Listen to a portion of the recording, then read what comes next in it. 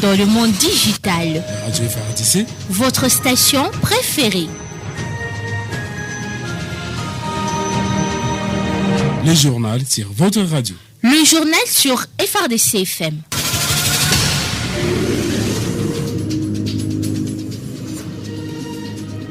Les résultats de l'état des sièges sont encore une fois appréciés par les élus du peuple de la région de Béni. C'est ce qu'ils ont fait savoir lors de leur civilité rendue au maire de la place vendredi 13 août à Cour. Vous écouterez au cours de ce journal Paul Mwindova Ouma, porté par le caucus des députés du Nord Kivu.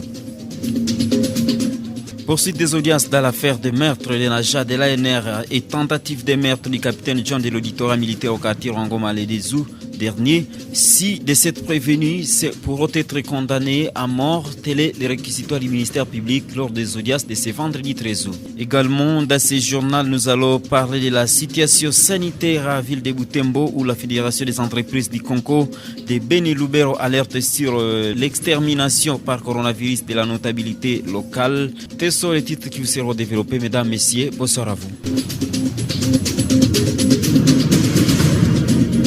Les résultats de l'état des sièges sont encore une fois appréciés par les élus du peuple de la région de Béni. Ils l'ont fait savoir lors de leur civilité rendue au maire de la place ce vendredi 13 août à Cour.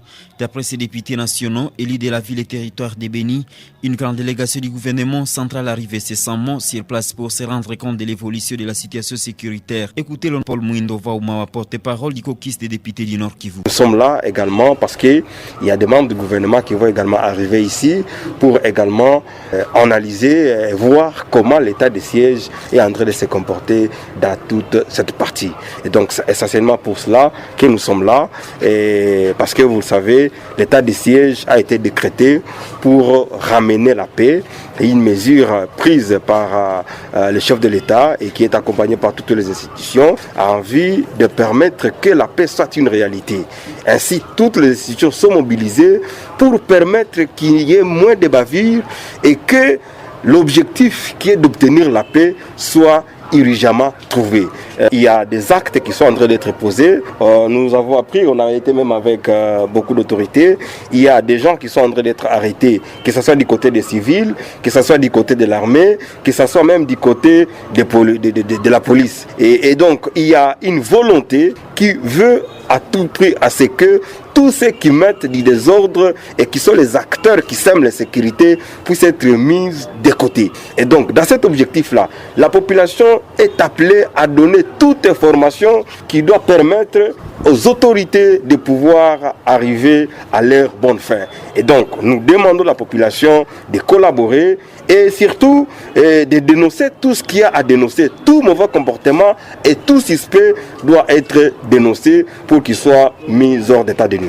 L'état des sièges prendra fin dans les provinces concernées dès que l'autorité de l'État y sera rétablie. La population doit pour la cause continuer à collaborer avec les autorités pour l'aboutissement des objectifs assignés à cette mesure. C'est ce qu'a fait savoir le gouverneur à Jeudi Nord Kivu lors d'une interview accordée à la presse. Le commissaire divisionnaire Romy Ukuka Lipopo aida ses propos requis par la presse du gouvernement. L'état de siège a été mis pour éradiquer l'insécurité et faire revenir le climat des affaires. Aussi longtemps que nous traquerons jusqu'à leur dernier retranchement tous les groupes armés, les membres des groupes armés et des forces négatives, et que nous les aurons vaincus, l'état de siège partira. Ça peut être demain, ça peut être après-demain. Le gouvernement de la République, le chef de l'État mettent les moyens, mais nous souhaiterions également l'appui de la population, car une guerre sans population, elle est perdue d'avance. Donc, nous réitérons, à part les moyens mis par le commandant suprême et le gouvernement de la République, nous réitérons l'appel du chef de l'État vers la population de la République démocratique du Congo, et particulièrement ici, de la province du Nord Kivu, pour nous accompagner quant à la finalisation de l'état de siège. Nous venons d'arriver. Avant-hier, le 10 mai, nous avons juste totalisé 3 mois. Nous sommes en train d'aller en matière des opérations militaires. Il y a une planification et il y a une conduite de la bataille. Nous étions dans la phase de la planification et la planification, elle peut faire autant de temps qu'elle peut faire, mais la conduite de la bataille, elle peut moins durer.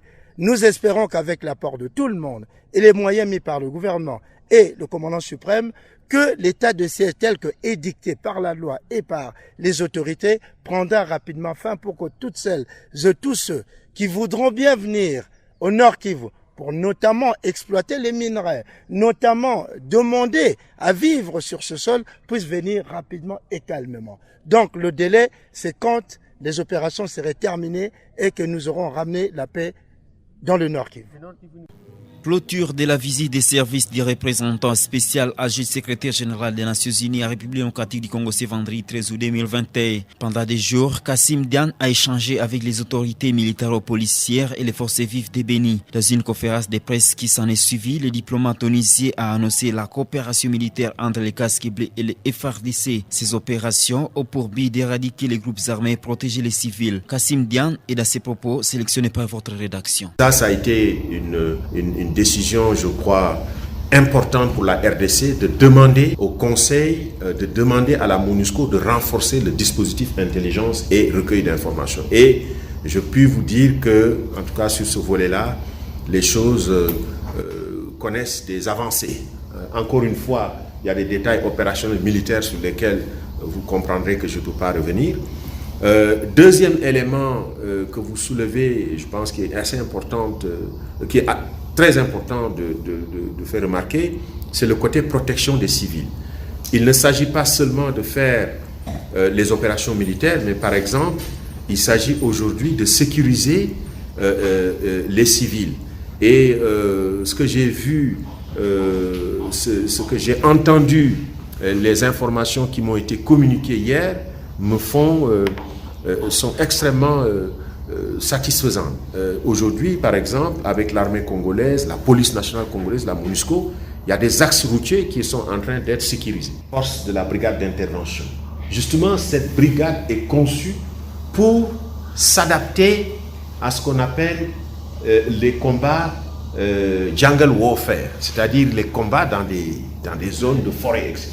Et ces troupes spéciales que j'ai citées, la Tanzanie, les Kenyans, les Népalais qui vont venir très très rapidement, les Sud-Africains qui vont suivre, elles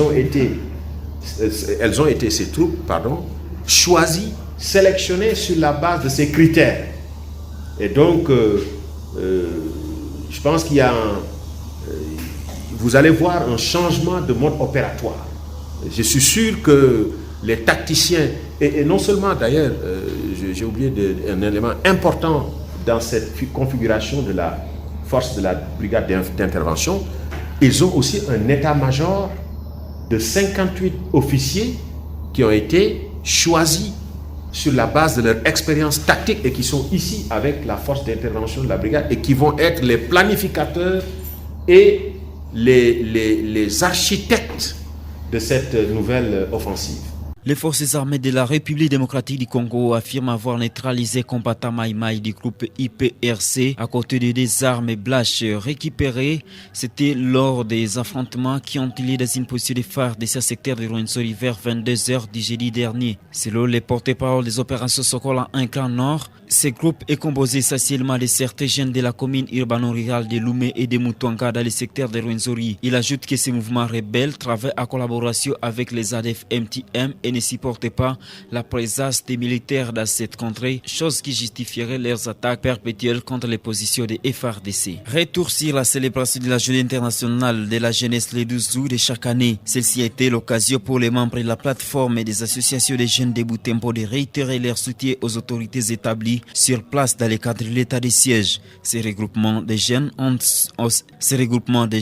aussi condamné certains cas de sécurité qui sévissent dans ces regroupements de jeunes ont aussi condamné certains cas de sécurité qui sévissent dans ces regroupements de jeunes ont aussi condamné certains cas de sécurité qui sévissent dans cette entité avant de fournir quelques recommandations aux autorités.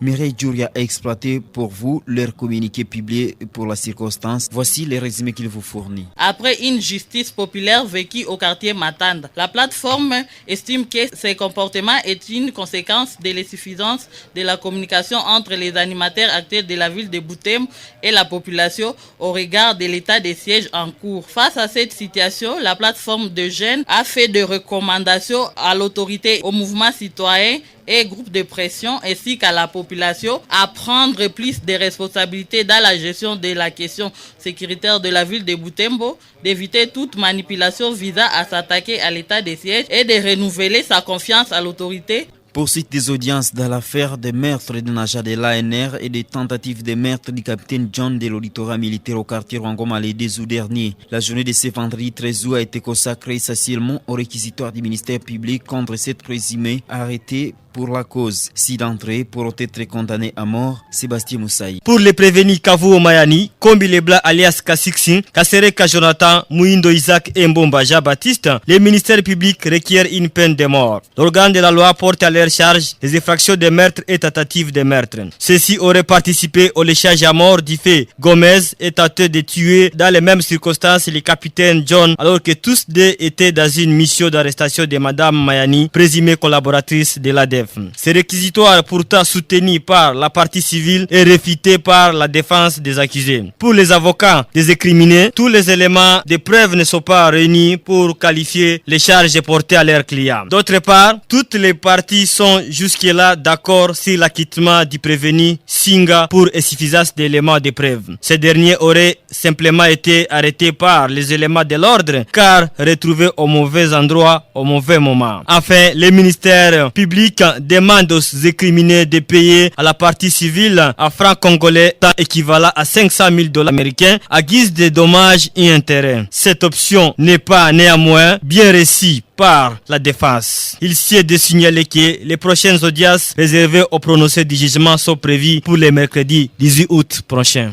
La Fédération des entreprises du Congo, Butembo Lubero, alerte sur l'extermination par coronavirus de la notabilité de Butembo. Au travers de son président Polycarpe Ndivito Kikwaya, il veut restaurer le dépistage volontaire chaque 2 semaines. Les membres de cette corporation ont des structures sanitaires appropriées. Ce test Covid doit être élargi aux familles des opérateurs économiques pour se rassurer de leur bonne évolution sanitaire. Bien plus, le respect des mesures barrières doit être scrupuleusement observé pendant cette période où Butembo subit plusieurs pertes à vie humaine dues à cette maladie, nous renseigne notre correspondant Passia Katabi. Pour boucler ce journal, voici la situation épidémiologique de la maladie coronavirus en République démocratique du Congo.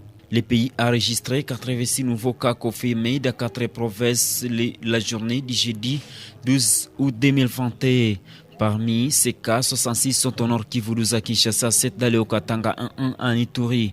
Depuis l'apparition de cette maladie, le 10 mars 2020, le cumul des cas est de 52 970 cas confirmés, dont 1050 décès et 30 380 personnes guéries. À ce qui concerne la vaccination, notez que depuis le début de la vaccination au pays, le 13 avril 2021, 81 910 personnes ont déjà été vaccinées dans 13 provinces jusqu'au 10 juillet 2021, parmi lesquelles 4 160 sont revenus pour la 2e dose. C'est tout pour ce journal parler à langue française sur la radio des forces armées de la République démocratique du Congo. Mesdames, messieurs, merci à vous de l'avoir écouté. Restez à l'écoute de rester de nos programmes sur toutes nos plateformes de formation numérique. Je cite notre chaîne YouTube, notre page Instagram, Facebook et Twitter.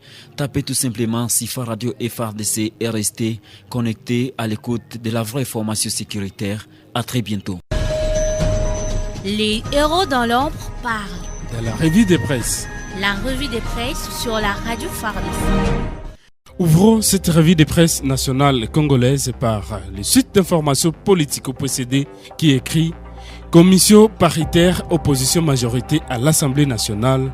Ensemble pour la République ne peut pas continuer avec les jets de manipulation » qui cite Jacques-Claude Kibala. Dans le même dossier, Mediacongo.net renchérit dossier CENI à l'Assemblée nationale. Tout membre du FCC qui s'y retrouverait les serré par Superchéri et n'engagera en aucun cas les FCC. Coulant dans la même veine pour Geneviève Inagossi, la diffusion du PV de l'Assemblée nationale sur les constants du consensus va porter la confusion de l'opinion. Changeons de chapitre dans cette revue de presse et parlons de l'état des sièges.